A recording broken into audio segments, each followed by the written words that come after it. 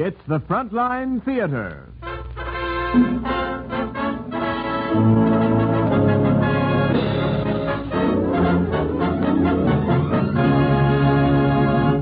Today, starring Humphrey Bogart, Mary Astor, Sidney Greenstreet, and Peter Lorre. And as our extra special guests of honor, Paul Whiteman and his orchestra.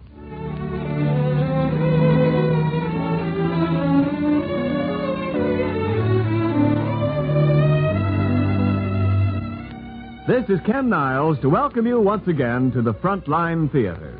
Brought to you men in the armed forces of the United Nations by the Special Service Division of the War Department.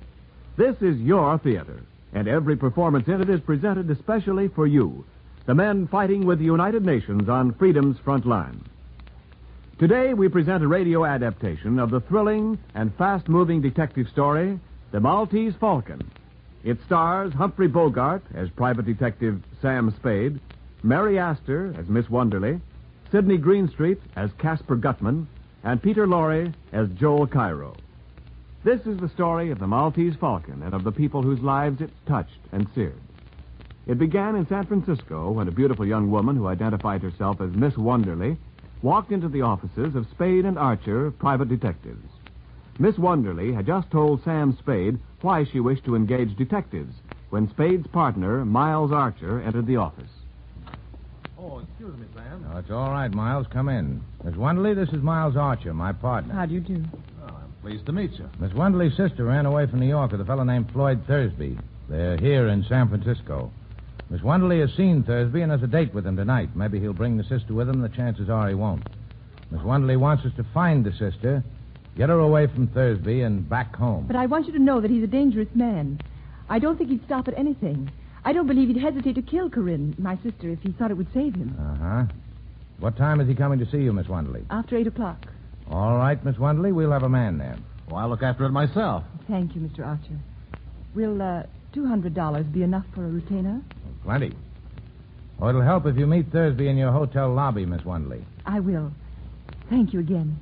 Goodbye. Well, Archer, what do you think of her? Sweet. I'm going to enjoy shadowing her. Okay, sucker. You call me if you run into any trouble.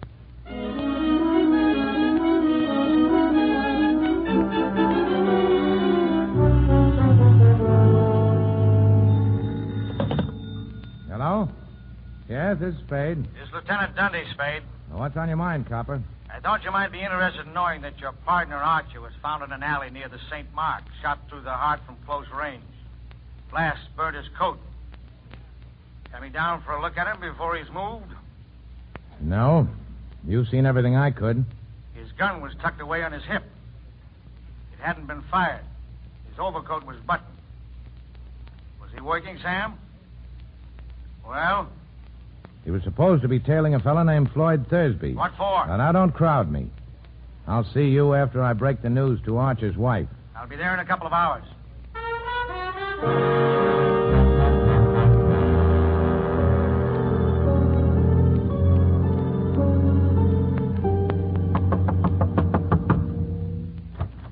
Oh, hello, Copper. Come on in. Break the news to Archer's wife, Sam? Uh-huh. What kind of a gun do you carry? None. I don't like 'em much.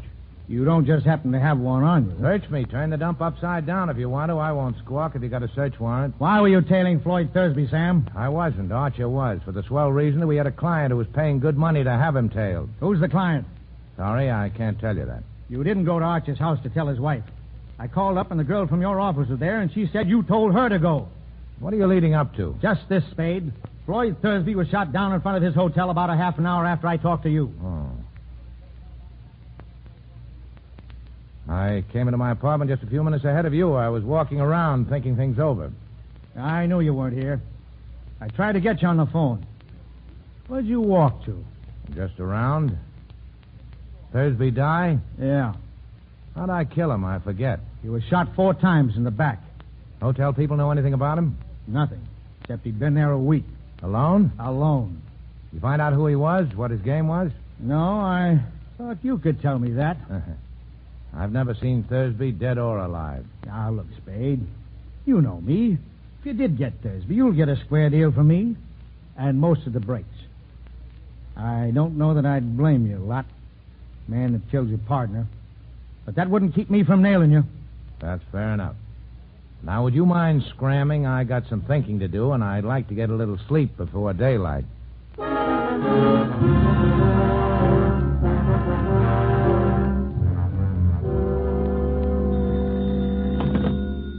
Hello? Yeah, this is Sam Spade. Oh, I was just going to call you. Where are you? Well, the Coronet on California Street, apartment 101? What's that? The name's Miss LeBlanc. Okay, I'll be right out.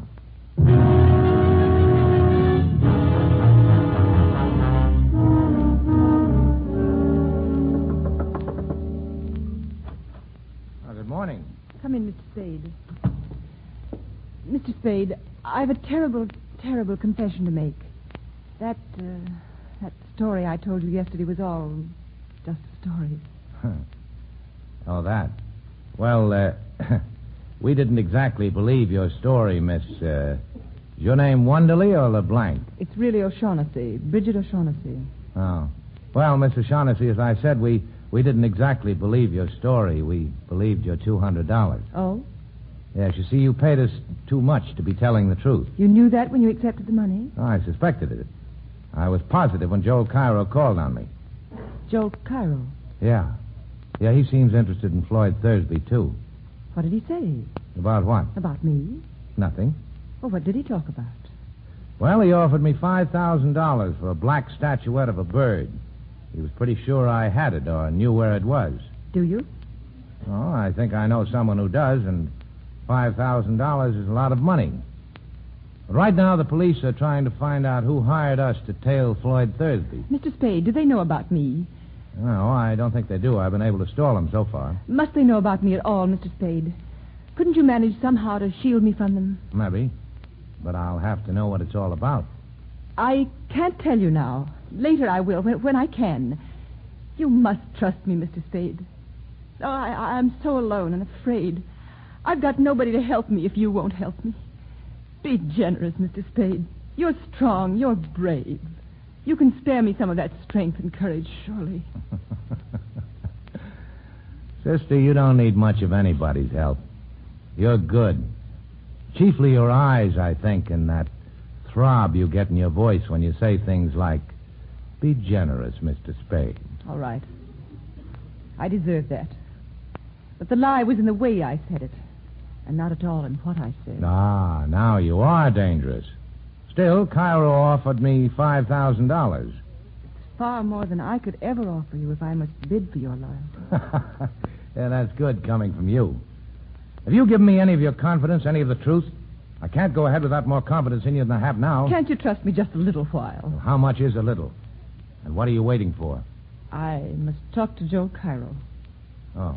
Well, you can see him tonight. I know where to reach him. Oh, he can't come here. I can't let him know where I am. I'm afraid. We'll all meet at my place then. All right.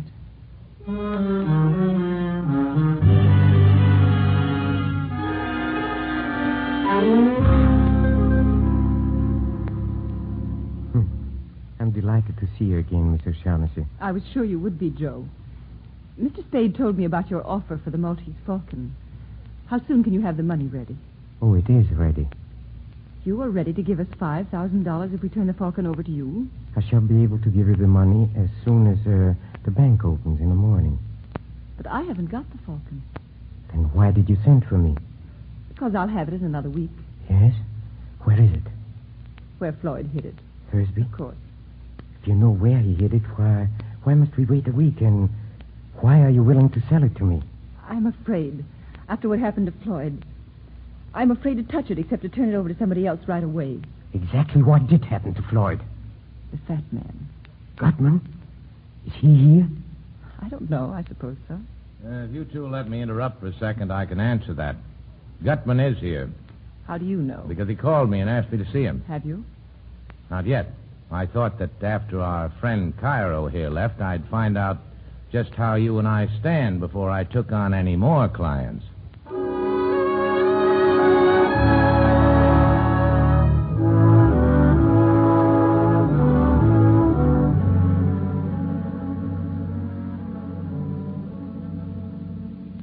Now do you know how you and I stand, Sam. Yeah. If I can believe anything about you. But you're such a liar. I am a liar. I've always been a liar. Well, I wouldn't brag about it. Was there any truth at all in that yarn you were telling me about Thursby and the Falcon? Some. Not very much. Well, we've got all night before us. Oh, I'm so tired. So tired of lying and thinking up lies and not knowing what is a lie and what is the truth. I wish... Hey, look, honey. I think I'd better have a talk with Gutman in the morning.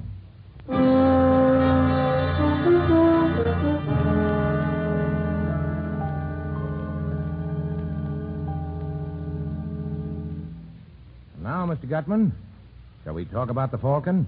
No. By all means, Mr. Spade. But first, answer me a question. Are you here as Miss O'Shaughnessy's representative? Well, there's nothing certain about it either way yet. It depends. Maybe it depends on Joel Cairo. Maybe. The question then, Mr. Spade, is which you'll represent. It'll be Miss O'Shaughnessy or Mr. Cairo. I didn't say so. Who else is there? There's me. Oh, well, that's wonderful, sir, wonderful. I do like a man who tells you right out he's looking out for himself. Don't we all? Uh-huh. Now let's talk about the Blackbird. Let's, Mr. Spade. Have you any conception of how much money can be got out of that blackbird? No, but you just tell me what it is, and I'll figure out the profits. You mean you don't know what that bird is? I know it's black enamel and about a foot high, and I know the value in human life you people put on it. Miss O'Shaughnessy didn't tell you what it is? He offered And me Cairo didn't either? He offered me $10,000 for it. Do either of them know what that bird is, sir? What is your impression? Well, there's not much to go by, but I don't think so. If they don't know, I'm the only one in the whole wide, sweet world who does. Good. And when you tell me, there'll be two of us. Mathematically correct, sir.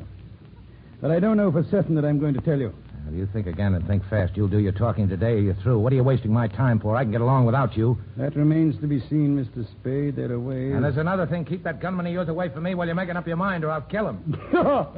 Well, sir, I must say you have a very violent temper. Think it over. You got till 5:30, then you're either in or out for keeps.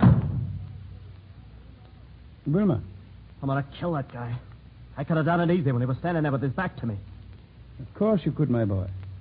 But business before pleasure. And we'll be seeing Mr. Spade again before 5:30.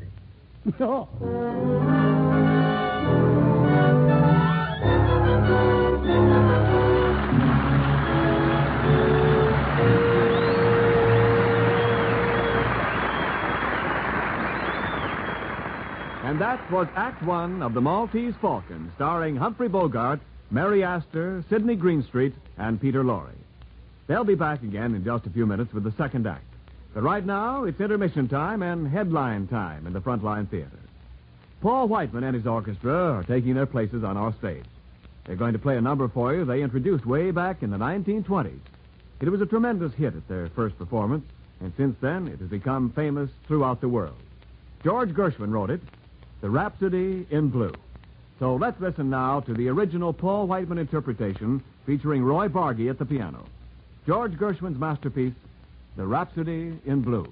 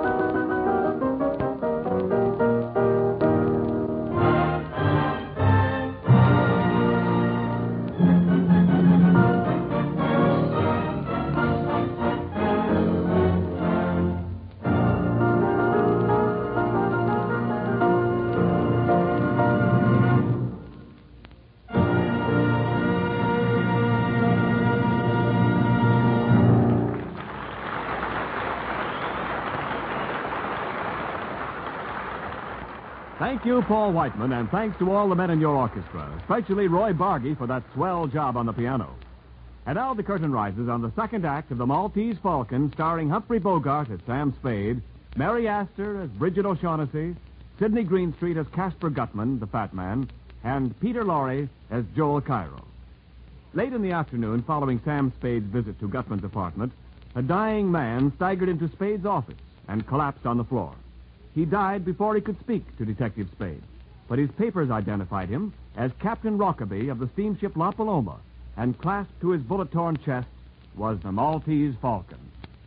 After depositing the Falcon in a railroad station check room and mailing the identification check to his private post office box, Sam met Bridget O'Shaughnessy and took her to his apartment. You know, Sam, I never would have placed myself in this position if I hadn't trusted you completely. Oh, that again? But you know that's so. You don't have to trust me as long as you can persuade me to trust you. But Sam, darling. Well, I think we better let it go at that until we see what happens after Gutman gets here. The fat man? Here? Certainly, why not? Anyway, that should be him. So it's too late to change our plans. I'll be right back. Oh, hello, Gutman. Good evening, sir. I see you brought company. I can understand the gunman, but I didn't know Cairo was a friend of yours. No, we're old acquaintances. Now that we're all here, let's go in and sit down and be comfortable and talk. Oh, sure. Come on in. Now, look, Angel. Gutman brought a couple of friends along. Good evening, Mr. Shaughnessy. Hello, Joe. You look unusually charming this evening, my dear. Thanks. The Gunsul doesn't talk, Angel. Get away from me, punk. Stand still and shut up. Listen, you're not going to frisk me, touch me, and I'm going to make you use that gun. Ask your boss if he wants me shut up before we talk. Never mind, Wilma. Oh, you're certainly a most headstrong and unpredictable individual, Mr. Spade. Now, why did you send for me? You ready to make the first payment and take the Falcon off my hands? The Falcon? That's right, Angel. I've got it. Well, sir, I have in this envelope $10,000. 10,000? Oh, we were talking about more money than that. Yes, sir, we were, but there are more of us to be taken care of now. Well, that may be, but I've got the Falcon. I shouldn't think it would be necessary to remind you, Mr. Spade, that though you may have the Falcon yet, we certainly have you. Yes, I'm trying not to let that worry me, but let the money wait. There's another thing to be taken care of first. We've got to have a fall guy. I beg your pardon? Police have got to have a victim, somebody they can stick for those 3 murders. Two. Only 2 murders, Mr. Spade. Thursby undoubtedly killed your partner. All right, 2 then. Now, the point I've got to give the police, a victim when the time comes. If I don't, I'll be it. Let's give him Wilmer here. Why, you dirty He actually did shoot Thursby and Jacoby, didn't he? Anyway, he's made to order for the part. Let's turn him over to them. By gad, so you are a character, that you are. There's never any telling what you'll say or do next, except that it's bound to be something astonishing. Well, it's our best bet. With him in their hands, the police will forget the rest of us. Your plan is not at all practical, sir. Let's not say anything more about it. All right. I have another suggestion. Let's give him Cairo. Well, by God, sir. Suppose we give him you, Mr. Spade, or Mr. Shaughnessy. How about that, huh? Sam, you wouldn't. You people want the Falcon, I've got it. The fall guy is part of the price I'm insisting on. You seem to forget you're not in a position to insist on anything. No? If you kill me, how are you going to get the Falcon? By God, sir, you are a character. Well? What else can I do? I'm sorry, Wilma. Terribly sorry. I want you to know that I couldn't be any fonder of you if you were my own son. But, well, you lose a son, it's possible to get another. And there's only one Maltese Falcon.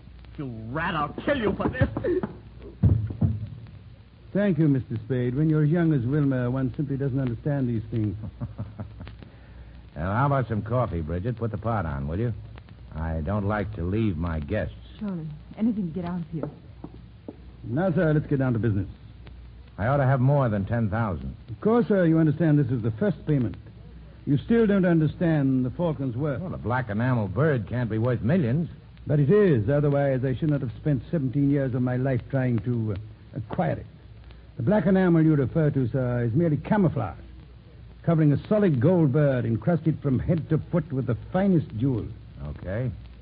So I get millions later. How's about 15,000 now? Frankly and candidly, and on my word of honor as a gentleman, 10,000 I gave you is all the money I can raise right now. But you didn't say positively. Positively. Well, if that's the best you can do, it's the best you can do. But it's understood the punk has to stand as the fall guy. That is part of our agreement, sir. Okay, I'll make a phone call. The Falcon will be here in an hour. It's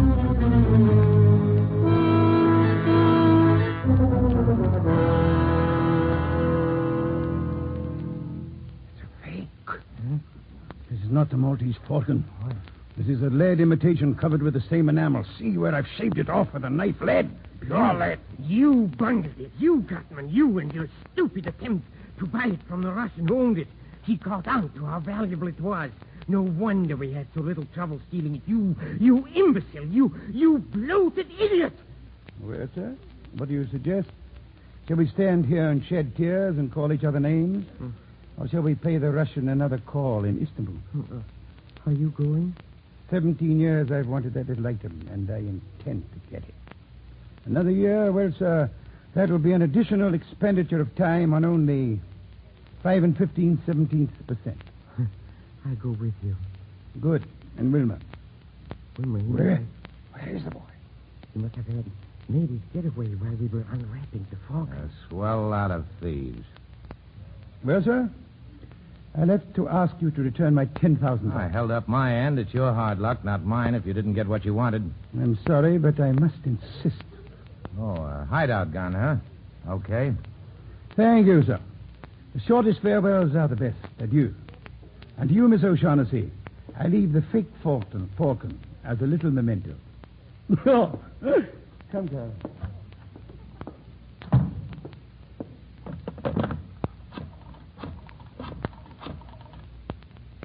Hello, police department. Lieutenant Dundee there. Put him on. Tell him Sam Spade's calling.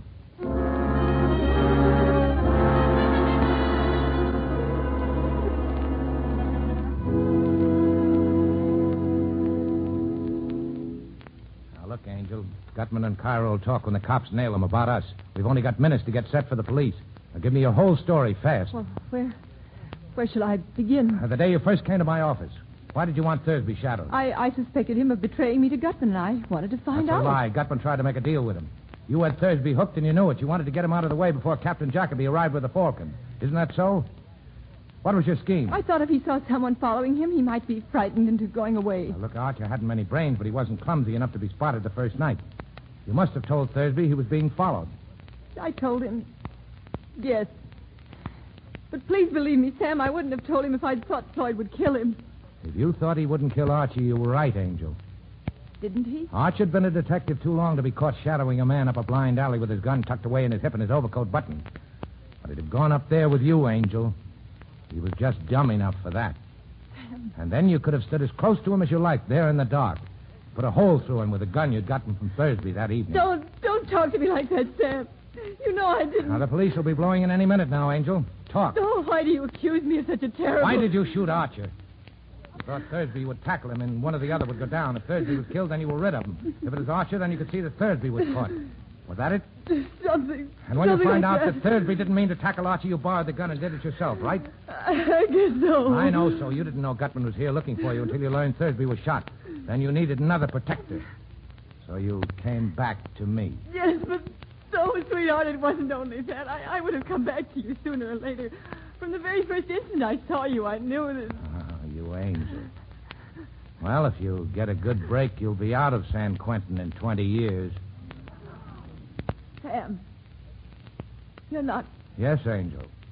I'm going to send you over. But if they hang you, I'll always remember you. Don't, Sam. Don't say that. Even in fun. It's not fun. I happen to be in the detective business, and you killed my partner. It's bad business to let the killer get away with it. Bad for every detective in this country. You're taking the fall. You've been playing with me. Only pretending you cared. To trap me like this. You didn't care at all. You don't love me. I think I do. But what of it? I won't play the sap for you. No, it's not like that. You can't say that. I am saying it. You know down deep in your heart, you know that in spite of everything I've done, I love you. I don't care who loves who. You killed Archer. You're going over for it. Come in. Oh, hello, Copper. Hello, Sam. You get Gutman and Cairo? We got Cairo. Gutman's dead. Kid Wilmer had just finished shooting him when we got there. I ought to have expected that. You better put the cuffs on Angel, Copper. We're taking her down to the station. What charge? Dan. Murder. She shot Miles Archer. Oh, and you better bring that Blackbird along, too, Copper. It's part of the evidence against Cairo. Hey, this is heavy. What's it made of? The stuff that dreams are made of.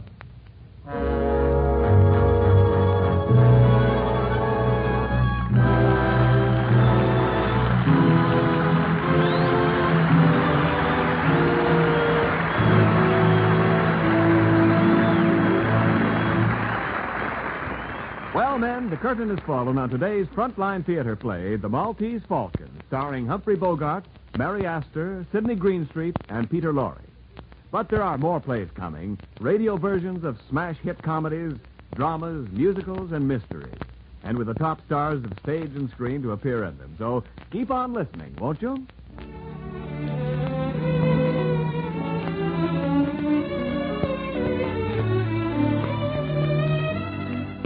This Frontline Theater play was presented especially for you men in the armed forces of the United Nations by the Special Service Division of the War Department of the United States of America.